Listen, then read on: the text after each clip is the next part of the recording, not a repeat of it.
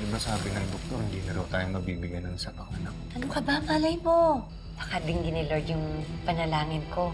Alam mo ba pang nangyari yun?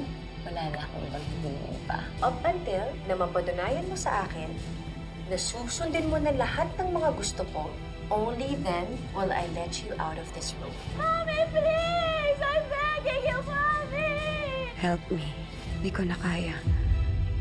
Forever na ba akong ganito? Kung ganito na lang palagi, sana sa ibang family na lang ako pinanganak.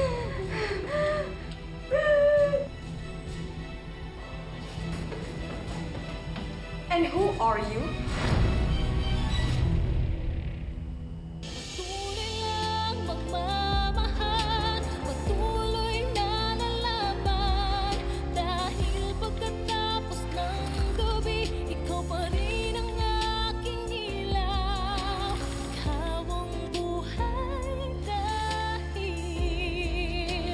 dahil sa'yo. Patuloy lang magmamahal, patuloy na lalaban. Ikaw ang buhay dahil.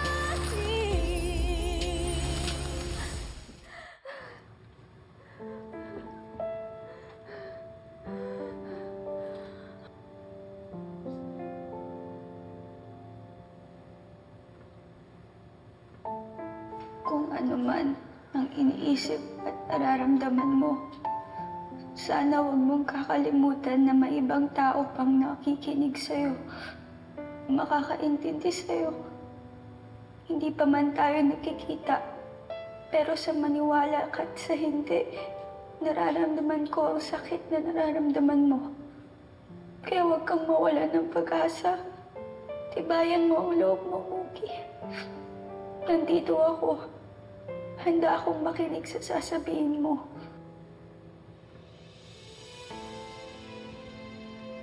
Sino ka man po. Thank you. Kahit pa paano napagaan po yung loob ko. Bumaba ka dito. Tinatanong kita, kaya sumagot ka. Sino ka at anong ginagawa mo sa pamamahay ko?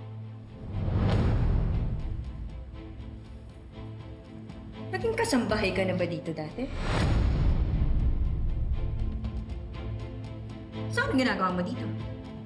Magnanakaw ka ba? Kaya ka ba pumasok dito para pagnakawan kami?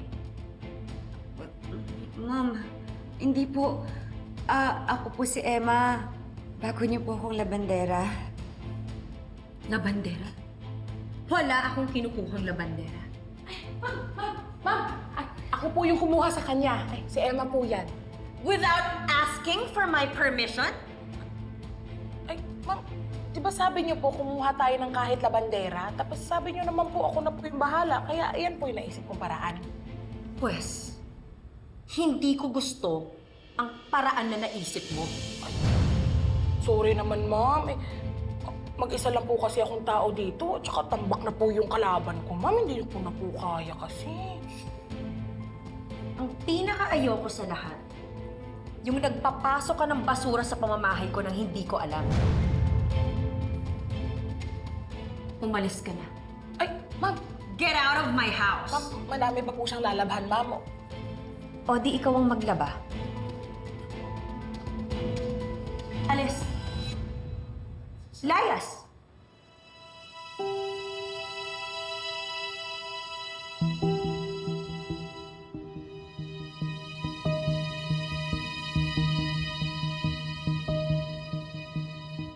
Kung hindi lang nakiusap yung uncle ko, hindi ako papayag na tumira kayo rito. Wala naman deposito, kalahati pang renta. Saan ka makakahanap ng ganun? Apoy, pasensya na po kami ha. Aling Tina eh. Ayan nyo, kapag dumating na po yung sweldo ko, magbabayad po ako para mismo. Siguraduhin mo yan, ha? Ma'am, huwag niyo po akong tanggalin sa trabaho. Kailangan ko po talaga yung trabaho. Ma'am, parang ako niyo na po. Ngayon pa lang, alam ko na hindi tayo magkakasundo. Kabago-bago mo pa lang. Ang lakas na ng loob mong pumasok sa pamamahay ko. tinignan ko lang naman po sa taas. Baka may mga labahan pa na natira. Oo nga, ma'am. Yun lang naman po eh. Hindi kita kinakausap. Kaya huwag kang sumabat. Sabi ko nga po, ma'am. Ma'am, Ma'am, huwag po kayong mag-alala. Hindi na po ito maulit. Huwag niyo na po ako alisin sa trabaho, ma'am. ma'am, sige na ma'am. Tambak na po talaga kasi yung mga labahin ko. Ma'am, mag-isa lang po ako dito. Hindi ko na ho kaya. Nakakapagod na po. Hindi po ba kayo naaawa sa akin? Ma'am, sige po. Kayo po. Gusto niyo po ba magsuot ng mga maduduming damit? No! Alam mo naman na may allergy ako sa mga bagay na marurumi. Kaya nga po. Sabi ko nga, di ba? Ma'am.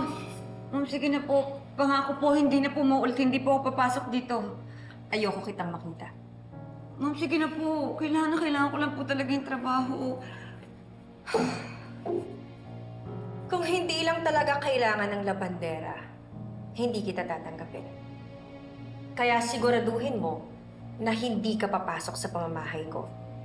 Sa oras na gawin mo yon, tanggapin mo na wala ka ng trabaho. Opo, ma'am. Salamat, ma'am.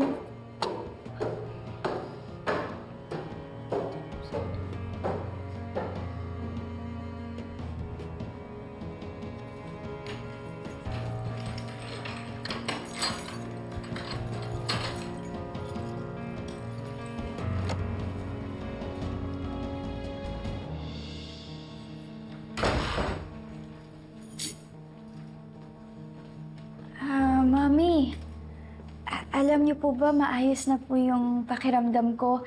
Medyo nagagalaw ko na po yung legs ko. Pero medyo masakit pa rin po talaga kaya nahirapan po akong igalaw siya. Kaya Mami, pwede po bang... Huwag ka nang makulit, Muki. Hindi ko pagbibigyan ng gusto mo dahil hanggang ngayon, hindi ka pa rin natututo ng leksyon. Oh, by the way, I have something for you.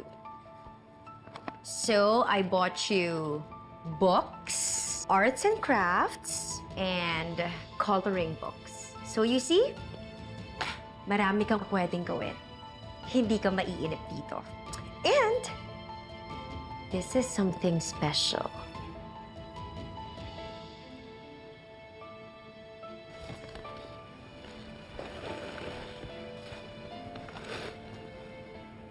Do you like it? Thank you po, Mami.